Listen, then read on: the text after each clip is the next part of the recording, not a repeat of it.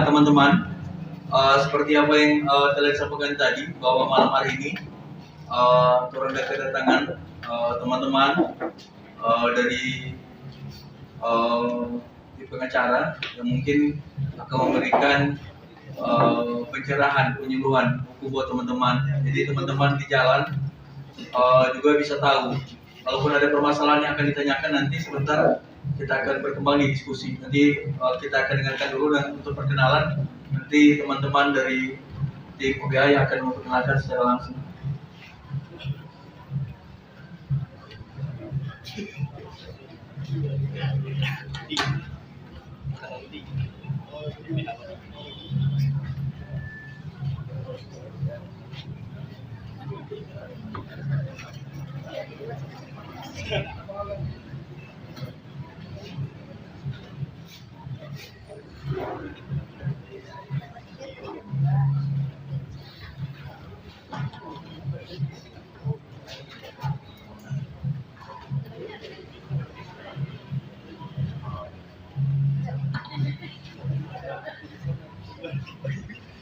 Selamat malam semua.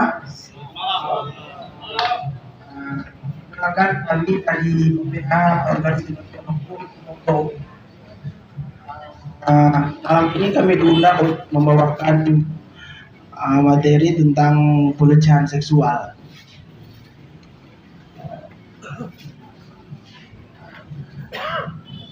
Terima kasih atas kesempatan yang telah diberikan kepada Ketua Kak Ali yang telah mengundang kami. Yang pertama, kami akan membawakan materi tentang pelecehan seksual. Yang dimana teman-teman semua, apa itu pelecehan seksual? Pertama, dia tentang perilaku yang mengganggu. Kedua, tentang dilakukan oleh seseorang atau kelompok orang terhadap pihak lain. Ketiga, yang berkaitan langsung dengan jenis kelamin pihak yang diganggu.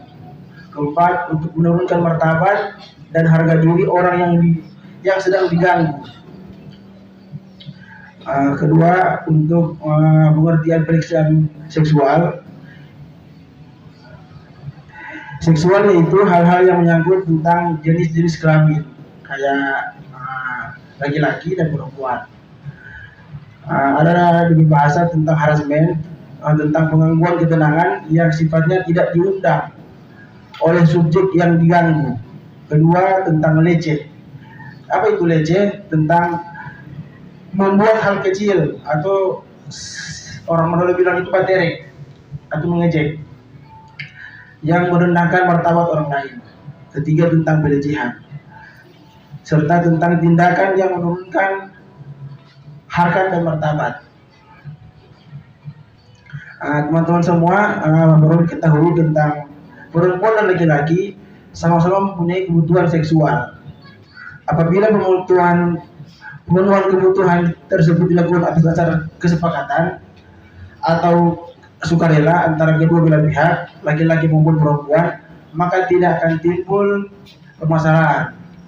Akan tetapi, apabila tindakan yang berkaitan dengan kebutuhan seksual tidak dilakukan atas dasar sukarela, misalkan ada unsur pemaksaan atau kekerasan seksual, maka akan menimbulkan permasalahan dan keresahan, salah satu pelecehan seksual. Berikut tentang macam-macam pelecehan seksual. Pertama, untuk tingkatan ringan, satu, tentang godaan nakal. Godaan nakal itu kayak orang bilang, contoh dia ganggu di WA tentang mana suka apa kita atau bagaimana, yang biasanya jangan terjadi. Mungkin teman-teman mungkin sudah tahu toh.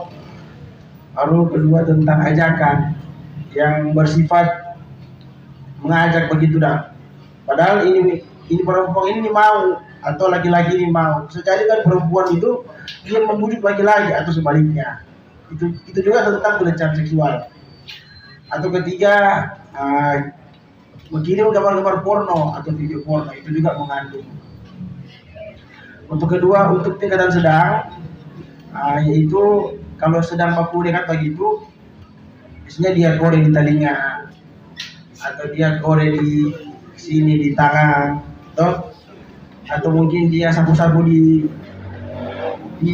belakang. Nah, itu juga bagi orang-orang yang sensitif itu sangat berpengaruh.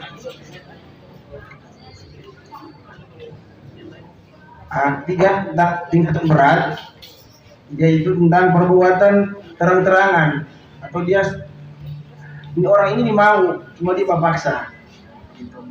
Atau dia semacam mau coba dah. Nah, itu juga melanggar harkat martabat. Secara tidak langsung dia telah melanggar harkat martabat ini perempuan ini atau si laki-laki. Dalam kategori pelecehan seksual, secara luas dia terdapat 5 bentuk pelecehan seksual. Menurut ILO, International Labour Organization, yaitu yang pertama tentang pelecehan fisik. Dia semacam mencium, menepuk, mencubit, melirik, menatap, atau dengan bilang merayu begitulah. Kedua tentang pelecehan lisan, tentang suatu komentar yang tentang bagian tubuh, berupa hal-hal yang menonjol, dia ucap secara terang-terangan, itu yang tidak bisa. Lalu tentang pelecehan isyarat, mungkin tangan tuh ngadapin tangan begini, nah itu juga melecehkan orang. Keempat tentang pelecehan tertulis atau gambar. Duduk begini, biasanya kalau orang sudah minum kopi, minum teh, dikasih dia gambar yang tidak senonoh, nah itu juga tidak bisa. Keempat tentang pelecehan tertulis, ya, misalnya apakah diberi contoh berupa di spanduk toh, mungkin dia kasih pelesetan begitu dah. Contoh orang minum aqua toh, dia mungkin dia kasih arti lain lah, misalnya kan langsung minum begitu dah, cuma lihat satu aqua di air begini, cuma kalau formana air warna putih jo, itu yang nggak bisa. Itu juga tentang pelecehan. Kelima tentang pelecehan psikologis, yaitu penghinaan atau celaan yang bersifat seksual.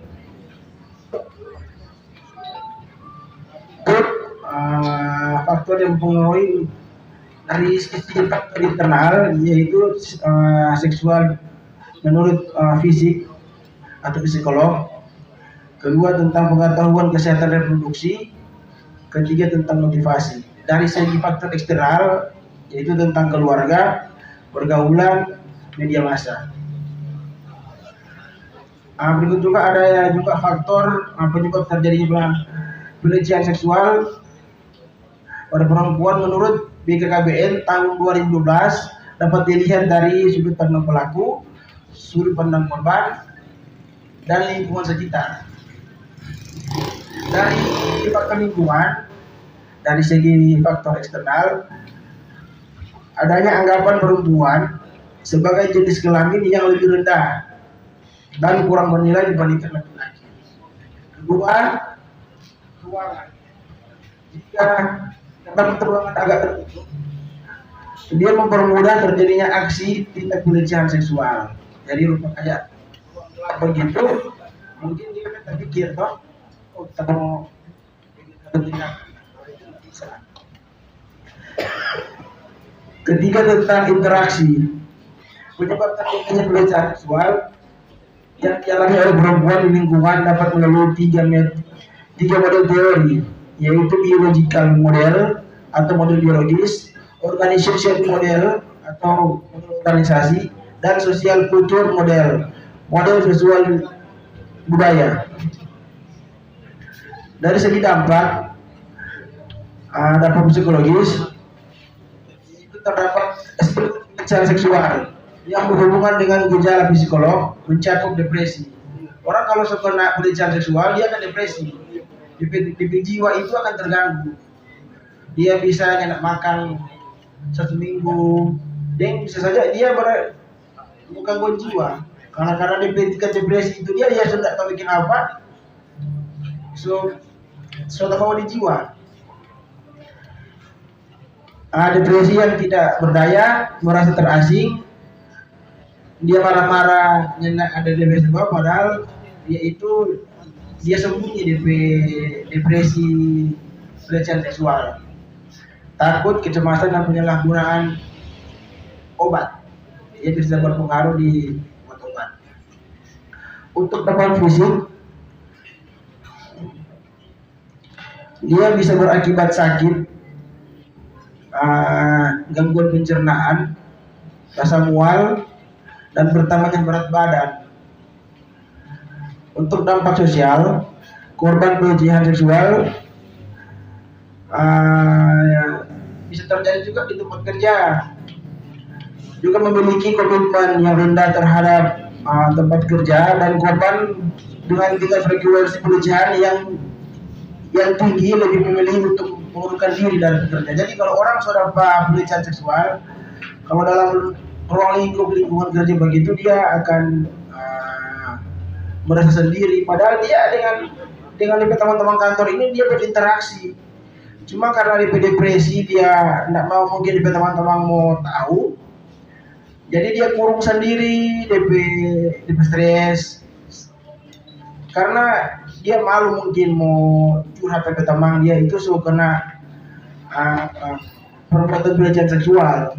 Jadi makanya dia akan berpengaruh dalam DP ruang lingkungan kerja.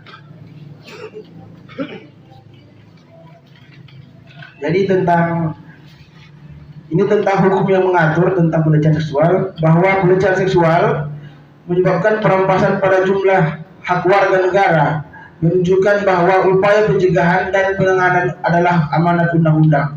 Negara adalah pihak utama yang bertanggung jawab untuk memenuhi hak-hak konstitusional berdasarkan undang-undang. Dalam hak korban, pertama itu ada pelecehan seksual merupakan pelanggaran terhadap hak asasi manusia, karena itu perbuatan tercela, jadi dia termasuk dalam golongan kategori pelanggaran HAM,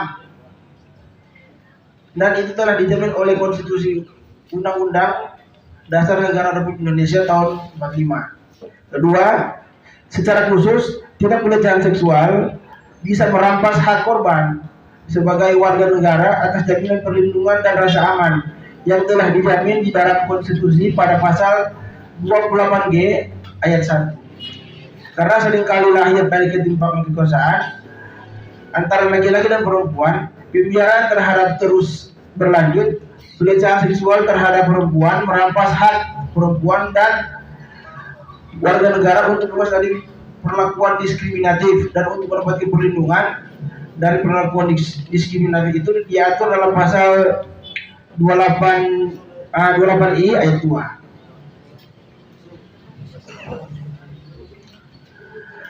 Akibat dari kekerasan seksual itu, korban dapat kehilangan hak untuk hidup sejahtera. Jadi dia merasa tidak nyaman di lingkungan itu, dia merasa terasingkan. Kedua, untuk hak untuk bebas untuk penyiksaan atau perlakuan yang merendahkan derajat martabat manusia, itu tercantum dalam pasal 28G ayat 2, dan bahkan mungkin kehilangan hak untuk hidup. Jadi dia sewaktu-waktu kalau dia jiwa itu sangat-sangat terganggu, dia DP hak untuk hidup itu hilang sukacita begitu dah. Berikutnya, banyak pula korban yang kehilangan hak atas pengakuan, jaminan, perlakuan dan kepastian hukum yang adil serta perlakuan yang sama di hadapan hukum. Itu tergantung dalam pasal 27 ayat 1 dan pasal 28D ayat 1 karena tidak dapat mengakses proses hukum yang berkeadilan.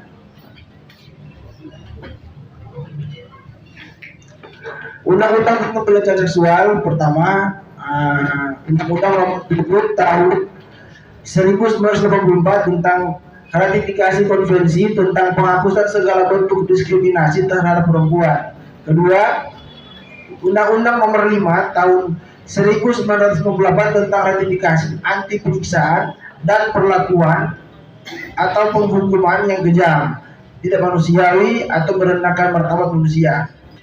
Ketiga, Undang-Undang Nomor 24 Tahun 2004 tentang penghapusan kekerasan dalam rumah tangga. Kelima, Undang-Undang Hukum Pidana pasal 285, pasal 286, pasal 287, pasal 289, pasal 291 dan 294. Undang-undang yang Undang-Undang Hukum Perdata pasal 365 tentang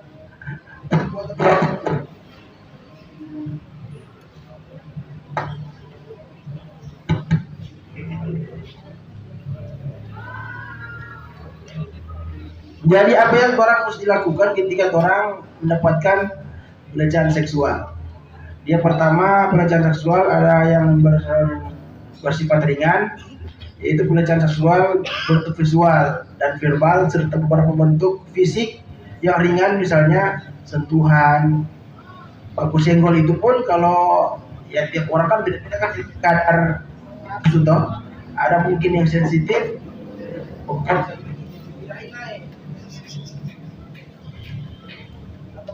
tubuh. Lalu kedua, untuk lapor pihak yang berwajib tergantung dari masing-masing individu. Mungkin ada yang mungkin ketika dia suka pelecehan, ya kembali lagi pada diri apakah dia mau lapor atau enggak, tergantung dari pribadi. Untuk tahap awal dapat diadukan ke pihak yang dapat melindungi korban, misalkan polisi. Kedua mungkin guru atau orang tua atau pihak berwajib lah, satpam atau aparat lingkungan kayak pala, lurah.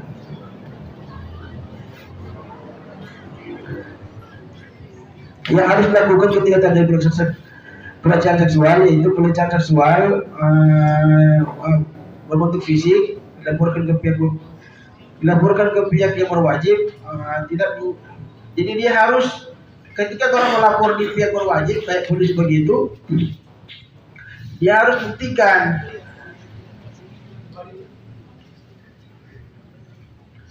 Jadi ketika melapor dia harus punya bukti, bukan sembarang dia mungkin cuma karena begitu ya dia lapor polisi. Nantinya polisi tanya ada bukti apa? Oh cuma mau karena mungkin karena nggak sengaja. Kalau kok DP istilah coba rabang, nah itu baru kok ada bukti, nah itu baru lapor polisi. Kalau cuma mungkin di Jumo kan itu kan di Golden kan orang kan babli toh, mungkin cuma mau begitu lapor polisi juga. Saya rasa sih tidak terlalu perlu. Lalu kedua, dilaporkan ke pihak berwajib, tidak menyiapkan bukti atau kekerasan pelecehan, meminta bantuan pihak yang dapat dilindungi, polisi membuat surat permintaan visum. Jadi kalau suka pelecehan seksual begitu, jadi kalau dari pihak kepolisian itu meminta bukti visum, jadi dia harus divisum di rumah sakit. Jadi korban dipandu untuk menghubungi pusat pelayanan terpadu pemberdayaan anak dan perempuan. Faktor hambatan ke korban pelecehan seksual dalam pemulihan dan keadilan. Pertama, korban kekerasan bisa menderita trauma akibat pelecehan seksual yang dialami. Kedua, konsep moralitas dan aib mengakibatkan masyarakat cenderung menyalahkan korban, meragukan kesaksian atau menekan korban untuk bungkam. Pada sejumlah masyarakat, konsep aib juga dikaitkan dengan konsep nasib sial dan karma. Ketiga, sekalipun ada penegasan pada hak atas perlindungan dari kekerasan dan diskriminasi, berbagai jenis pelecehan seksual belum dikenali oleh hukum Indonesia. Keempat, unit dan prosedur khusus untuk menangani kasus kekerasan terhadap perempuan, khususnya pelecehan seksual, belum tersedia di semua tingkat penyelenggaraan hukum dan belum didukung dengan fasilitas memadai. Terakhir, kelima, adanya penyelenggaraan hukum yang mengadopsi cara pandang masyarakat tentang moralitas dan pelecehan seksual. cara mencegah dan menangani pelecehan seksual. Jadi kita mesti bangun orang pemikiran tentang pemahaman pelecehan sebagai dia orang itu mesti bangun orang pemikiran itu tentang cara paham untuk menghindari supaya tidak terkena dengan pelecehan seksual. Ketika orang suka kena pelecehan seksual, orang jangan cuma diam. Kalau boleh orang tegur, kalau nggak mampu dan tegur orang lapor ke berwajib. Orang ketiga apabila dia pernah dilakukan pelecehan seksual, untuk kemana-mana itu dia, kalau menurut kita dia perlu bawa teman supaya tidak tahu ketika jenis dia karena ini ada pertanyaan perkenalkan Iya. Rizky. Yang pertama tadi kan sudah disebutkan tentang bagaimana cara mengatasi pelecehan seksual. Nah, sekarang pertanyaan kita di sini ada dua pertanyaan. Yang pertama, bagaimana cara mengatasi bahwa orang tersebut sudah mengalami pelecehan seksual? Itu yang pertama. Yang kedua, bagaimana cara mengatasi korban yang terdampak pelecehan seksual sampai korban tersebut mengalami trauma, sedangkan posisi korban tersebut tidak berani untuk melaporkan kepada pihak yang berwajib. Nah, di sisi lain, korban tersebut sudah memang trauma dengan pelecehan seksual dari si tersangka, dan bagaimana cara mengatasi dan mengetahui bahwa dia adalah korban. Itu saja.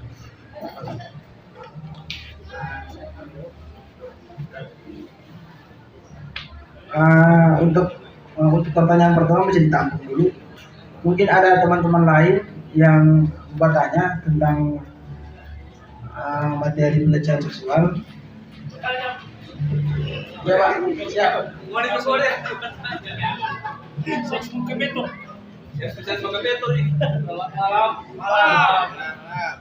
Bertanya, kalau misalnya orang sementara atau penumpang, kemudian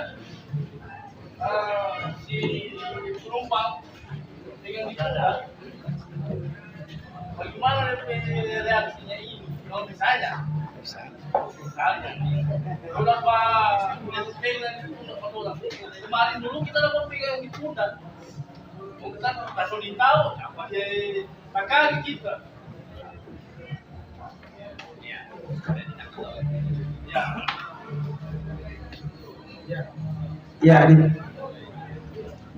Ya, makasih Bang. Tolong buka tiga pertanyaan pertama. Ya, ada 2 orang. Boleh. Boleh dengar suara. Maju. Itu ya Pak Kode teman tadi. Yang lain dengar, yang kaki alami di jalan.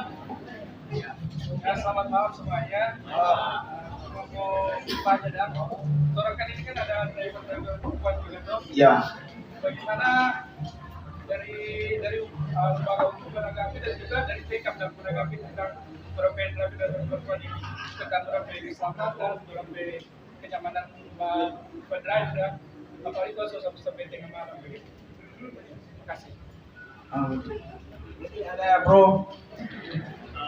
Terima kasih. Kita mau bertanya soal pelecehan. Biasa orang mungkin rata-rata pelecehan kepada perempuan toh. Tapi terkadang orang kalau mau muat laki-laki setengah mantan atau bisa dibilang haji. Nah itu bagaimana orang mau lapor tanpa ada bukti ketika orang ada bawa motor, mau HP itu ada di holder tuh. Kalau orang mau video setengah mati karena dia mau bawa pegang kan di bawah tuh. Bagaimana orang mau laporkan itu kepada pihak wajib kalau orang mau bikin video kan yang mau sampai itu tuh. Bagaimana tanggapan itu?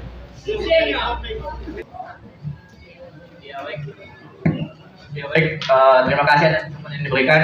Antusias yang luar biasa dari teman-teman ini harus apresiasi. Pertama-tama itu antusias daripada teman-teman luar biasa.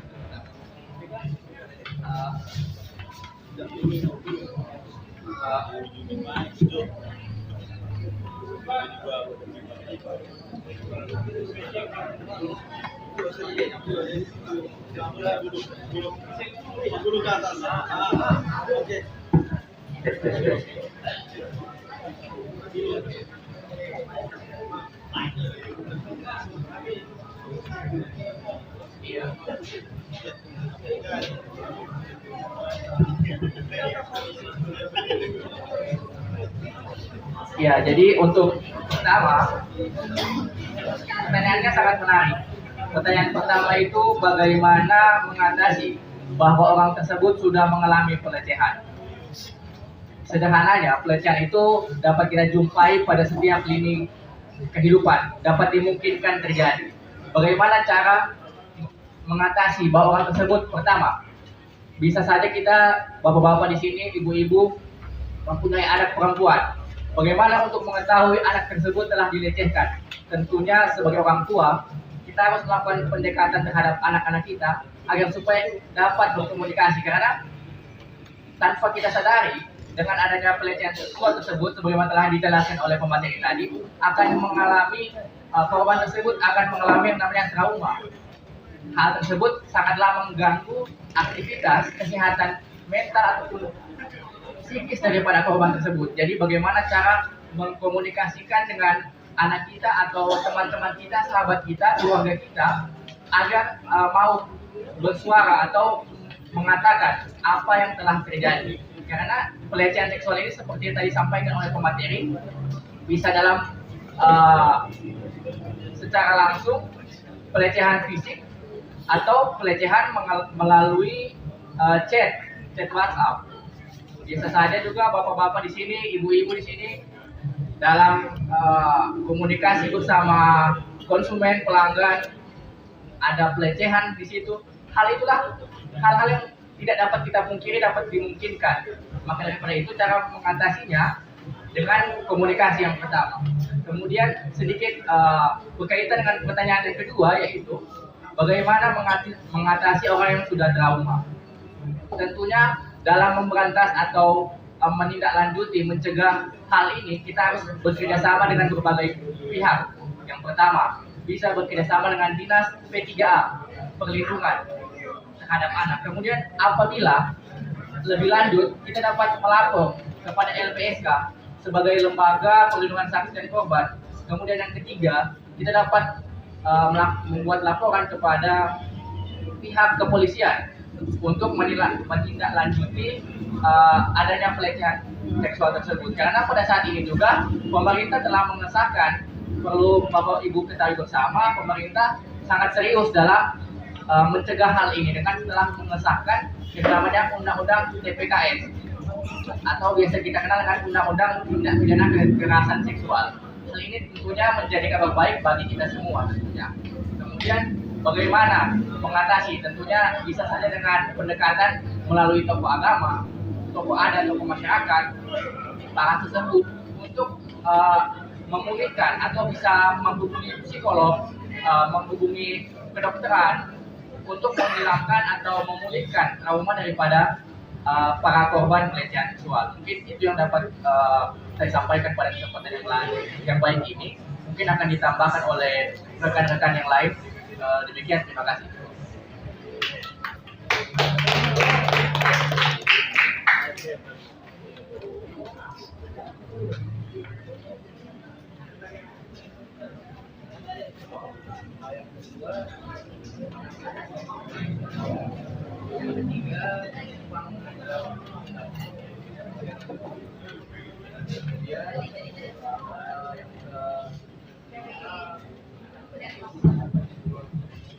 Cek.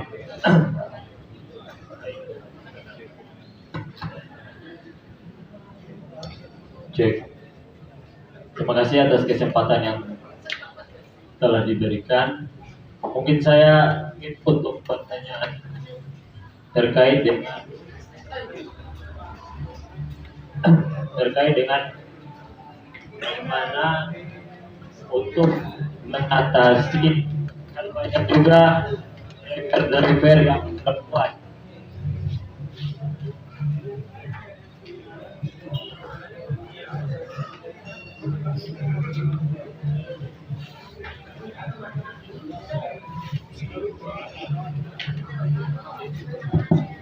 Tes. Oke. Cek. Ini saran saya untuk teman-teman atau saudari-saudari saya yang khususnya driver perempuan untuk mengatasi hal-hal yang tidak kita inginkan. Pertama mungkin harus ada penyampaian terlebih dahulu kepada penumpang khususnya yang lawan jenis secara etikat baik untuk agar tidak menyentuh driver, ya kan? Secara etikat baik kita sudah sampaikan terlebih dahulu. Kemudian ketika hal itu pun terjadi harus disampaikan kepada pihak berwajib, dalam hal ini dilaporkan langsung kepada pihak kepolisian.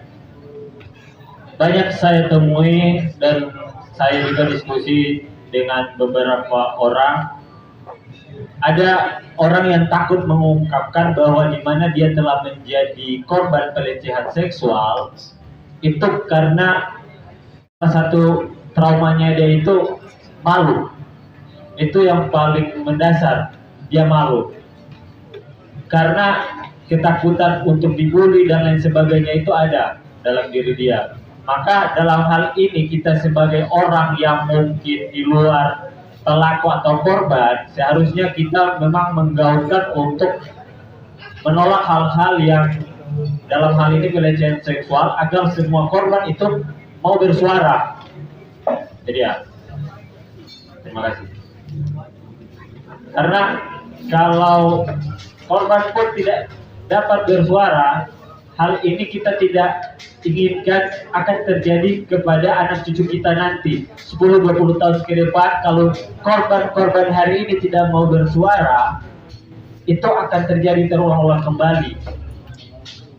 Maka apa yang harus kita lakukan adalah memberikan support, memberikan pendekatan terhadap mereka. Dan khusus untuk driver-driver yang perempuan, ketika ada hal itu terjadi misalnya dalam perjalanan dan lain sebagainya, berhenti. Dan ini ada kontak langsung ya kepada kepolisian. Mungkin teman-teman bisa catat nomor kepolisian, ini diposting langsung di akun Instagram Polresta Manado. Mungkin bisa dicatat kontak WhatsApp mereka dan bisa dilaporkan 0811 4335 110. Ini layanan tangkap Polresta Manado. Jadi kalau ada hal-hal yang mungkin seperti yang orang diskusikan malam ini bisa secepatnya dilaporkan, khususnya untuk driver-driver yang perempuan.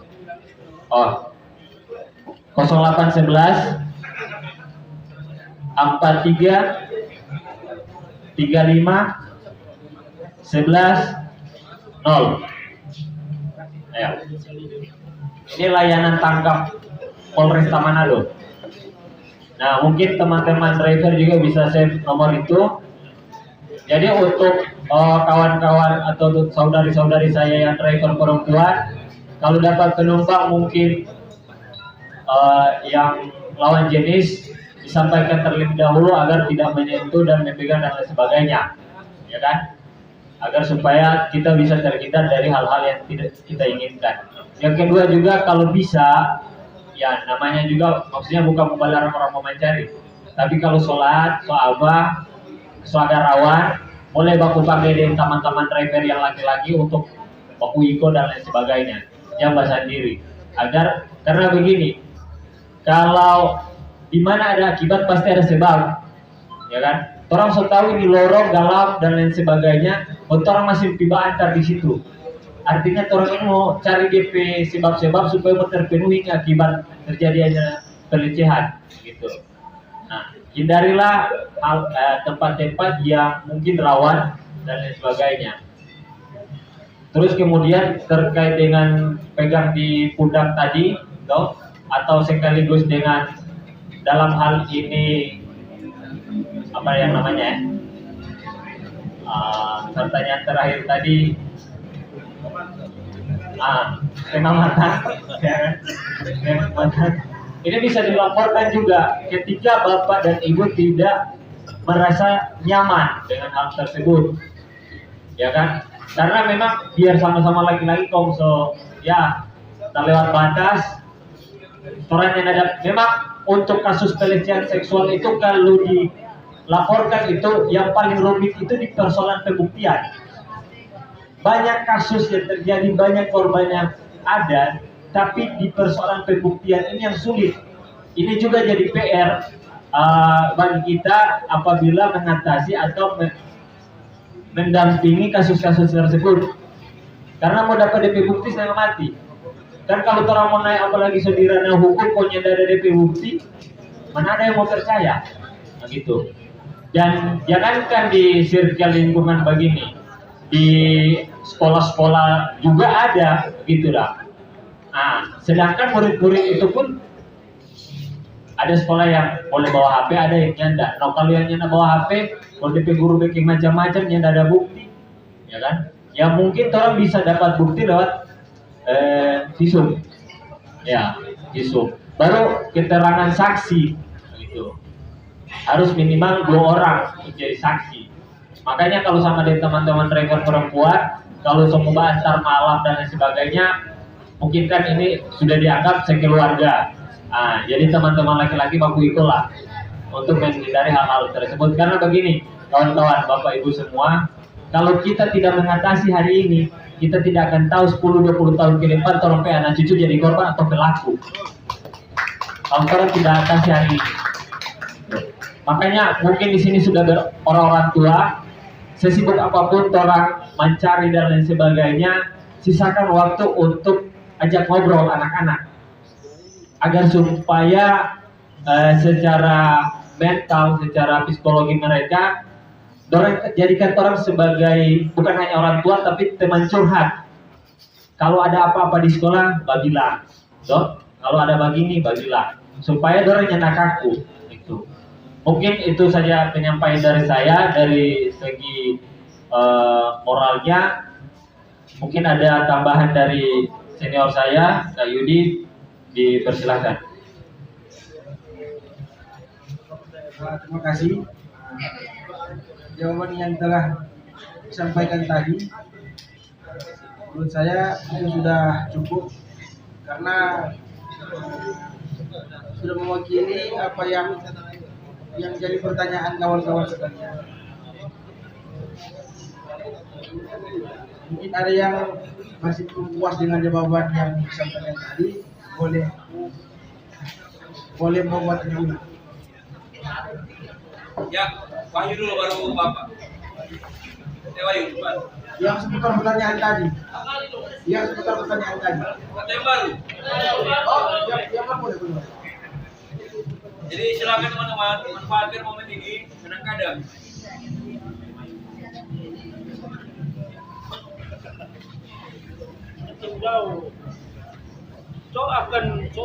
Baik, terima kasih kesempatan diberikan. Di sini saya ingin menanyakan pada teman-teman dari LBH mengenai SMS WA yang mungkin sudah viral ya, yang terjadi kepada orang pribadi. Ini kemarin tadi malam saya dapat WA dari seseorang yang saya nggak tahu ya siapa itu. Itu nama di profil WA itu nama Marcella Dwi. Itu foto profilnya ada terkadang cewek, ada terkadang cuma gambar anak atau gambar lain lah. Atau biasanya kebanyakan foto profilnya itu cewek, foto cewek. Nah itu pertama awalnya dia mengenalkan namanya atau dia tanya ini dengan siapa? Dia enggak. Ada juga yang dia tahu nama. Supaya saya kan dia tahu Wahyu. Halo, ini dengan Kak Wahyu. Oh, terus saya jawab, oh iya ini dengan siapa? Langsung dia bilang, oh iya ini dengan Marcella Dwi. Nah, pas kita lihat di foto profil namanya Marcella Dwi. Oh iya, ada perlu apa? Dia bilang, oh iya ini saya mau tanya, ini Kak Wahyu ini pernah di sini. Dia tanya, saya punya ini apa profil. Oh iya benar, tinggal di mana? Oh di Tuminti. Saya langsung bilang jangan bilang alamat sekali lagi, ini cuma jebakan atau apa kan? Tapi firasat saya jebakan ini. Nah setelah itu dia ajak video call. Terus kita tanya mau bikin apa? Enggak, VC aja dulu. Baru dia telepon, kita enggak angkat VC-nya. Setelah itu dia ajak terus, dia review terus. Kemudian dia bilang, bagaimana kalau mau VC seks? Katanya VC seks. Berarti 02 itu. Di sini saya penasaran, kayak ini jebakan atau apa? Pas dia telepon, saya terima teleponnya, tapi suara dari di telepon itu saya ini bisukan, kemudian videonya saya matikan, kameranya saya matikan, jadi wajah saya nggak kelihatan di HP-nya, cuma dia yang kelihatan. Jadi di situ dia memperlihatkan auratnya, jadi dia sudah buka baju. Itu di apa? Di toilet, dibuka baju, dibuka BH-nya, baru dia suruh pegang-pegang dari payudara.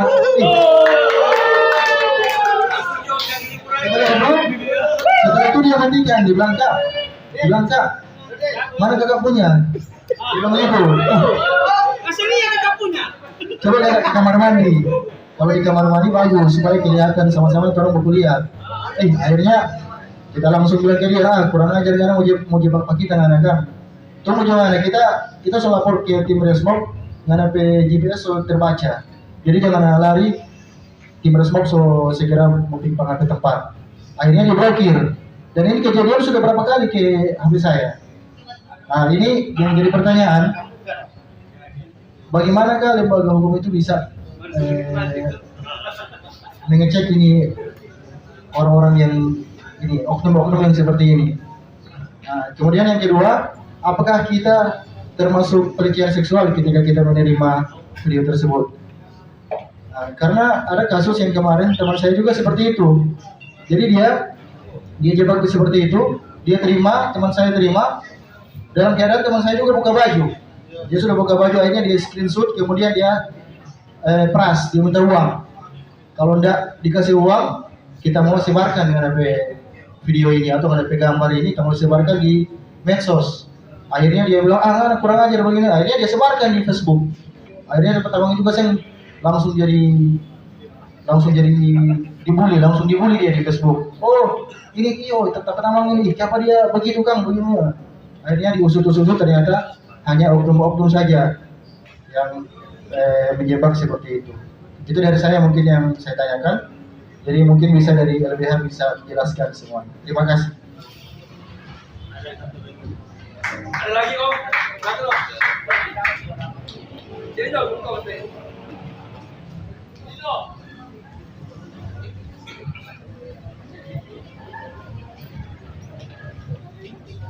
Terima kasih atas kesempatan kita.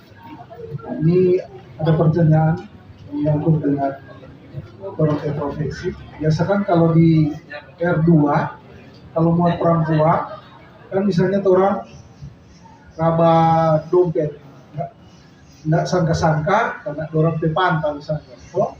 Atau misalnya orang pe tinggi kan yang so panas toh, ya angin sedikit kan, orang ambil, karena PDP kepala tidak.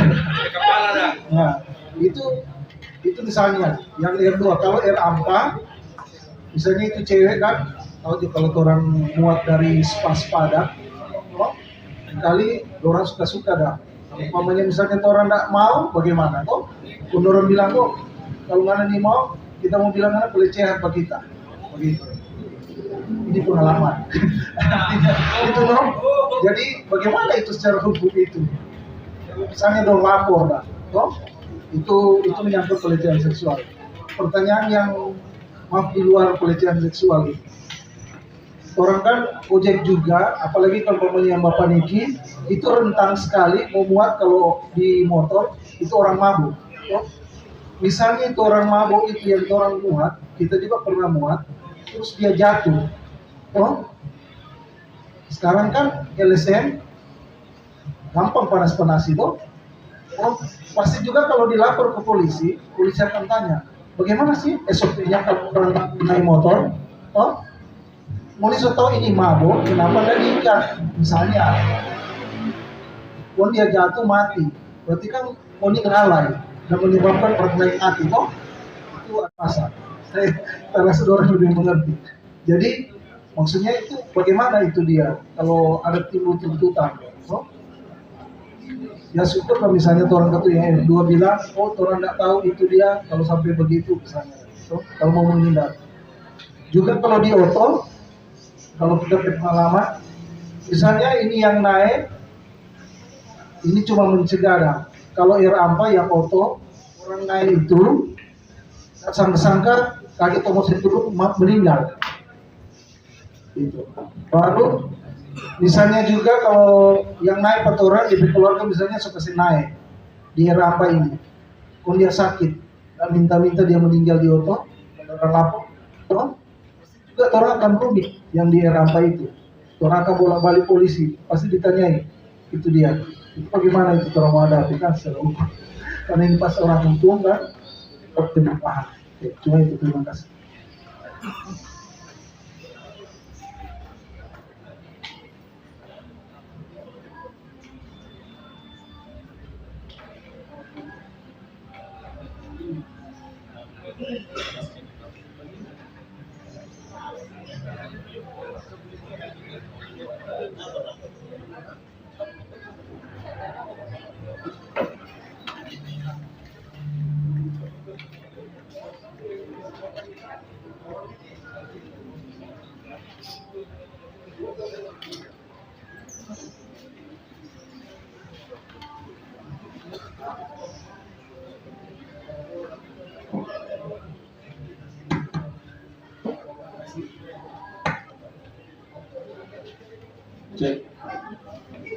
Terima kasih atas kesempatan diberikan. Kami akan menjawab pertanyaan nomor 6, yaitu tentang mendapatkan pesan yang mengandung seksual lewat video call. Bagaimana lembaga hukum mengecek orang-orang yang mengganggu, dan apakah termasuk pelecehan seksual apabila menerima video tersebut.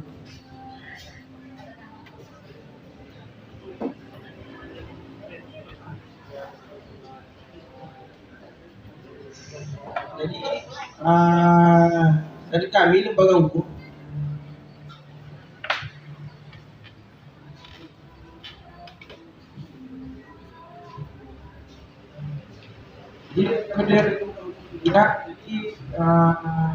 kami akan memastikan dulu ini apakah betul-betul telah terjadi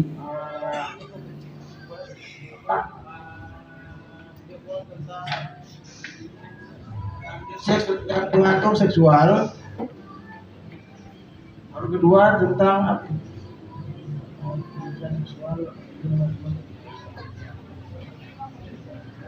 jadi kalau untuk menerima VC, kalau menurut kami itu siapa dulu yang memancing. Jadi itu berdasarkan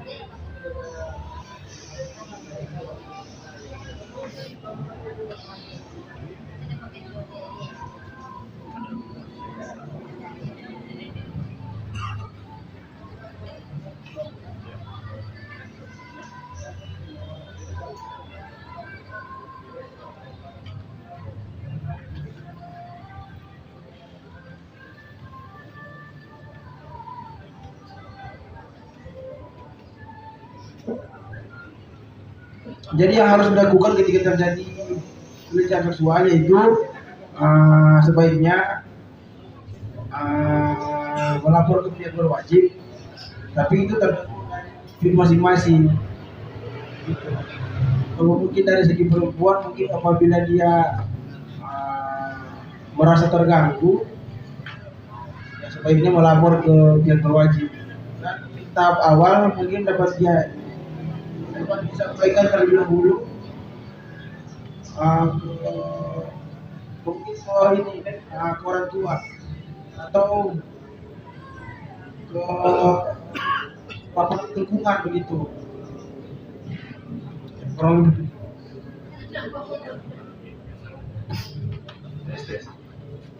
Mungkin dari soal yang Bapak tanyakan tadi mengenai video call apabila orang angkat itu mengandung pelecehan seksual atau tidak. Dan yang kedua, bagaimana tanggapan hukum mengenai orang-orang yang mengganggu lewat video-video call yang nomor-nomor asing.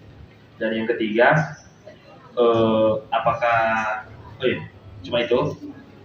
Kalau menurut lembaga hukum, yang pertama, jika mendapatkan mengandung SMS atau itu ada di pilihan Bapak menerima atau tidak. Yang pertama, saran saya, apabila mengandung itu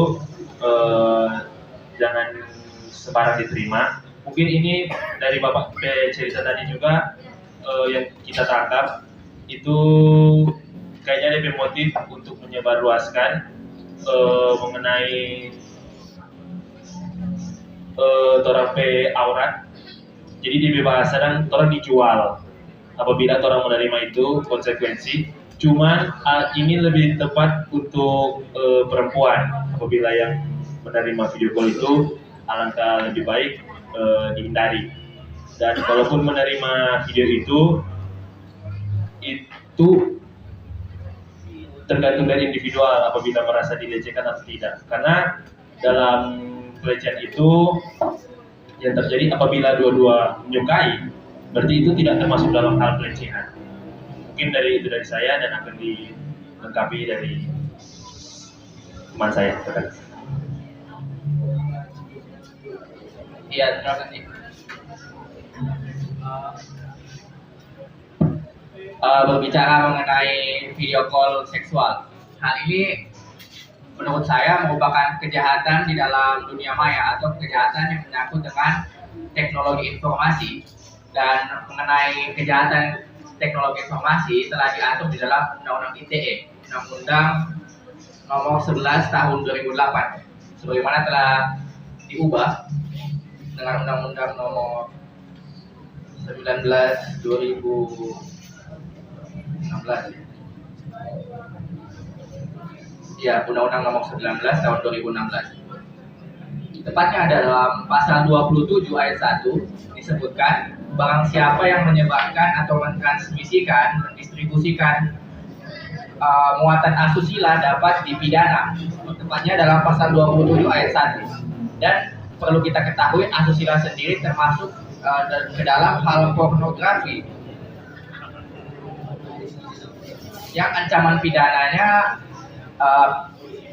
dapat dipidana selama 6 tahun dan dapat didenda 1 miliar. Kemudian lebih jauh mengenai undang-undang mengenai video call seksual dapat dijerat dengan undang-undang pornografi, yaitu dalam pasal 4 ayat 1 undang-undang pornografi melarang setiap orang memproduksi, membuat, memperbanyak, menggandakan, menyebarluaskan, menyiarkan, mengimpor, mengekspor, menawarkan, memperjualbelikan, menyewakan atau menyediakan pornografi secara eksplisit, memuat persenggamaan termasuk persenggamaan yang menyimpang. Nah, hal-hal tersebut tentunya dilarang disebarluaskan atau dilakukan, apakah itu dilakukan secara sengaja ataupun tidak sengaja. Dilakukan secara sengaja ya seperti yang Bapak tadi sampaikan, dilakukan dengan video call berkali-kali ya Pak.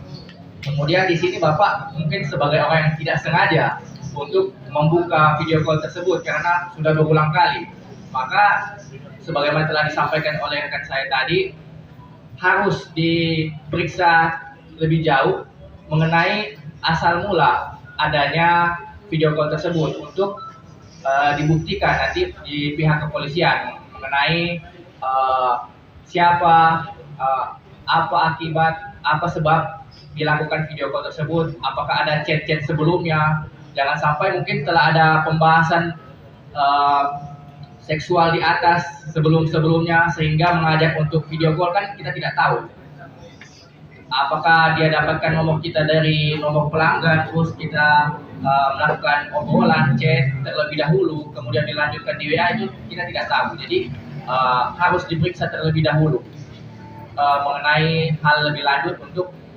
menentukan apakah ini termasuk atau tidak. Tapi di dalam undang-undang jelas mengatur bahwa tindakan atau melakukan penyebarluasan melanggar asusila, termasuk tindak pidana asusila. Mungkin demikian. Terima kasih. Oke, tepuk tangan teman-teman semua.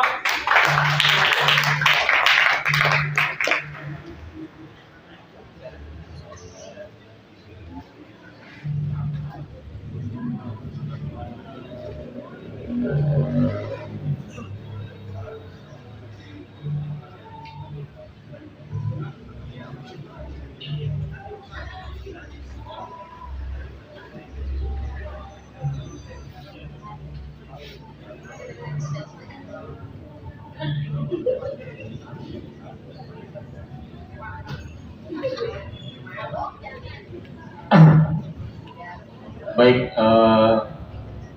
saya melanjutkan jawaban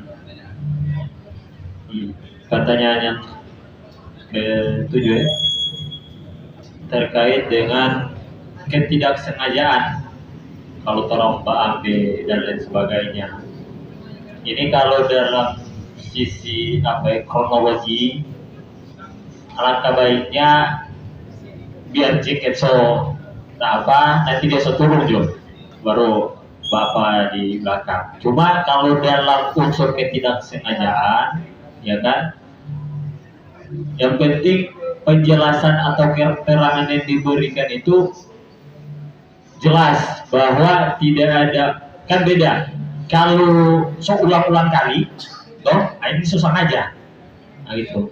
Kalau cuma satu kali kontak, berarti unsur ketidaksengajaan. Selanjutnya terkait dengan lalai, kalau mau memuat penumpang mabuk, itu pasti akan harus saya menurut pandangan atau pendapat saya mengkaji tentang frasa kata lalai. Yang setahu saya itu bila mana kalau pengemudi itu, mohon maaf ada di salah satu pasal, tapi yang seingat saya, jika pengemudi lalai itu dalam hal ini cara mengendarainya dan lain sebagainya sudah tidak sesuai, kalau dengan bahasa kita hari-hari laju, ya kan, baru memakai jalur yang tidak sesuai dengan lain sebagainya, berarti di situ itu termaksud lalai. Tapi kalau kita posisikan begini, kalau orang bilang pakai sabuk penumpang dan lain sebagainya, pertanyaannya apakah hari ini teman-teman driver ada perda yang mengatur bagaimana standarisasi memuat penumpang di Kota Manado? Itu dulu harus jadi acuan, ya kan, di Kota Manado. Nah, setahu saya kalau pakai sabuk itu di mobil saja, kalau di motor lebih lebih minta tempel beruntung dan driver. Gitu. Ini bukan sengaja deh. Nah, jadi dia pusat, mohon maaf kalau saya mungkin belum mengetahui standarisasi untuk memuat penumpang itu bagaimana.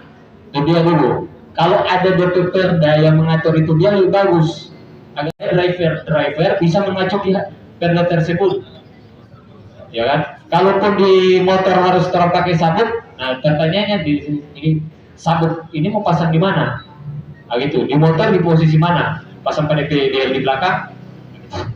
Nah, itu harus ada DP. Kalau pandangan saya harus ada aturan baku dulu bagaimana untuk tata cara memuat penumpang. Tapi kalau dalam hal ini sama dengan yang sampaikan tadi, tiba-tiba dia mabuk, dia jatuh, ya saya pikir bukan driver bersalah. Driver tidak lalai selama driver mengemudi, nyender laju, nyender kebut-kebut dan lain sebagainya. Itu ada di salah satu pasal, dengan sengaja dan lain sebagainya. Dalam posisi hal ini, setiap orang dengan sengaja mengemudikan kendaraan bermotor dengan cara atau keadaan yang membahayakan, dengan cara atau keadaan yang membahayakan. Nah, kalau orang bawa terong tegas motor di 40 km per jam, berarti tidak membahayakan, standar kan itu. Nah, kalau terus ngebut dengan 100, itu membahayakan. itu bisa dilapor, begitu. Tapi kalau selama masih dalam kategori pelan 40 atau lari 60, ya kan, berarti sebagai driver tidak lalai, gitu. Cuma kan kalau orang mabuk yang tentu rese, no? Gitu, mabuk apa sana dan sebagainya. Nah, untuk menghindari hal tersebut, ya kalau bapak ibu tahu apa akibatnya, kalau menurut saran saya, tidak usah. Cuma kan pesan online kan, orang belum tahu di PKD waktunya, nah gitu. Nah itu juga ya rumit. Tapi itulah dari saya, kalau selama posisi om bawa kendaraan tidak membahayakan, ya kan, tidak lawan arus, tidak ngebut-ngebut, berarti tidak masuk dalam kategori pasal itu. Karena begini, dalam hukum itu ketika orang mau menggugat atau melaporkan, contoh misalnya lalai atau pelecehan seksual, ketika tidak terpenuhi DP unsur pasal, maka sudah ditolak, begitu. Kalau tidak terpenuhi, makanya itu kalau di pengadilan atau di bagian penyidikan itu kronologi keterangan dari pihak pelapor ataupun terlapor itu juga mesti jelas, begitu. Apalagi kami sebagai advokat mengenangani klien harus jujur dari A sampai Z, itu harus jujur, begitu. Kalau cuma setengah-setengah ya orang agak rumit untuk DP pembuktian, itu penyelesaian kasusnya agak rumit. Jadi untuk menghindari hal-hal yang begitu, yang sama dengan Om tanyakan tadi, selama Om tidak membawa kendaraan dalam hal membahayakan, ya problem, begitu. Yang penting Om bisa menjelaskan kepada, ketika Om pun dilapor, ya dijelaskan kepada kepolisian, saya bawa motor gini, ya kan, pelan, ukurannya begini, cuma posisi penumpang dalam keadaan mabuk, saya tidak kontrol, saya tidak bisa kontrol. Yang penting dia keterangan jelas, gitu. Terus yang terakhir tadi apa?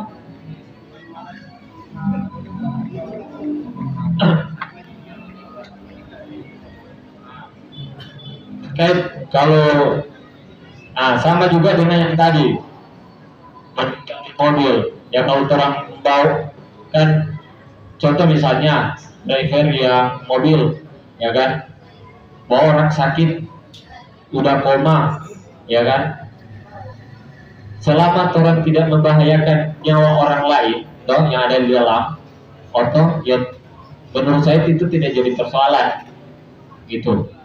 Sama dengan jawaban yang saya tadi, kalau sudah membahayakan, ngebut orang sokoma ini stroke dan lain sebagainya, lebih tasok kalau sudah dalam oto, itu dia. Nah, jadi selama orang mengendarai dengan baik, menurut saya itu tidak masuk dalam kategori lalai, itu dalam pandangan pribadi saya. Kalau pun naik di pelaporan dan lain sebagainya, ceritakan ada lari berapa kilometer, pesan jam berapa, tujuannya di mana, ya kan, itu harus jelas juga. Makanya kalau driver mobil agak lebih bagus untuk ambil itu bukti, kan orang boleh taruh HP, ya kan, polisi bisa lihat dong mengendarai berapa kilometer per jam dan lain sebagainya. Yang agak sulit itu motor mungkin kan, untuk mau taruh HP dan lain sebagainya. Karena memang kalau seperti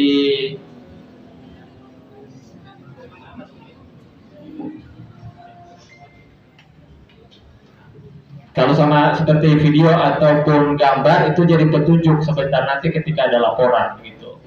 Nah, nanti buat teman-teman, buat bapak-bapak ibu-ibu yang ada di sini, kami juga akan share kontak kami, mungkin dari LBH, Kak Ali, ada juga topik kontak, beliau juga selaku penasihat juga di LBH. Ketika ada apa-apa mungkin bisa diskusi dengan kami, entah berhubungan dengan kasus-kasus hukum dan lain sebagainya, ya tolong bisa sharing, ya kan. Mungkin itu saja dulu dari saya. Kalau belum cukup, saya serahkan kepada moderator.